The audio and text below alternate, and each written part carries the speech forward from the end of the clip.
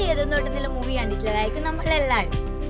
അപ്പം ആ സിനിമയിൽ കുഞ്ചാക്കോ ബോബൻ അല്ലെങ്കിൽ രാമനില കഥാപാത്രം സിറ്റികളിലും ഫ്ലാറ്റുകളിലും എല്ലാം കാടുണ്ടാക്കുന്ന പറയുമ്പോൾ നമ്മൾ ചിന്തിച്ചിട്ടുണ്ടാവും ഇത് നല്ല നടക്കാത്ത സ്വപ്നമാണ് ഇത് എന്നുള്ളത്. പക്ഷെ ശരിക്കും പറഞ്ഞാൽ നഗരങ്ങളിൽ കാടുണ്ടാക്കി വെക്കുന്ന ഒരു മനുഷ്യനുണ്ട്, ലോക പ്രശസ്തനായ ഒരു ജപ്പാനീസ് ബോട്ടണിസ്റ്റ് അക്കീറ മിയാവാക്കി. അദ്ദേഹത്തിന്റെ ആശയമാണ് മിയാവാക്കി വനം എന്ന് പറയുന്നത്. അപ്പം ഇതിലൂടെ ചെയ്യുന്നത് എന്താ വെച്ചാൽ തരിശു നിലം പോലും ഒരുപാട് കാലം പഴക്കമുള്ള ഒരു കാടാക്കിയിട്ട് ചെറിയ സമയത്ത് തന്നെ മാറ്റിയെടുക്കാൻ വേണ്ടി പറ്റും. അപ്പം ഇന്ത്യയിൽ ഇത് സ്റ്റാർട്ട് ചെയ്യുന്നത് ശുഭ്രം ശർമ്മ എന്ന് പറഞ്ഞ ഒരു ആളാണ്. ഏകദേശം 33 വനങ്ങളോളം 2 വർഷം കൊണ്ട് അദ്ദേഹം ഉണ്ടാക്കിയിട്ടുണ്ട്.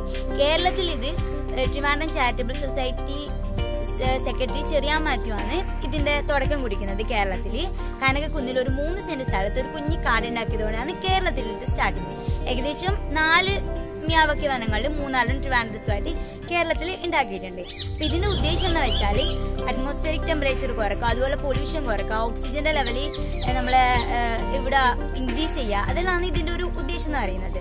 അപ്പം ജപ്പാനിൽ സുനാമിനെ പ്രിവെന്റ് ചെയ്യാൻ വേണ്ടിയിട്ട് കടൽക്കരയിലെല്ലാം ഇങ്ങനെ മിയാവാക്കി വനം ഉണ്ടാക്കും. അപ്പം നമുക്കറിയാം IIT മദ്രാസ് അതുപോലെ തന്നെ ഈ ഇന്ത്യയിലെ പ്രശസ്ത യൂണിവേഴ്സിറ്റികളെല്ലാം കാടിനുള്ളിലെ യൂണിവേഴ്സിറ്റികളായിരിക്കും. അതുമാതിരി നമ്മുടെ ഇൻഫോ പാർക്കും അതുപോലെ തന്നെ നമ്മൾ എറണാകുളം സിറ്റിക്കെല്ലാം കാടിന്റെ ഉള്ളിലുള്ള ഒരു സിറ്റി അല്ലെ കാട് മൂടിക്കിടക്കുന്ന ഒരു യൂണിവേഴ്സിറ്റി അങ്ങനെയുള്ള ആണെങ്കിൽ എന്ത് രസമായിരിക്കും അല്ലേ.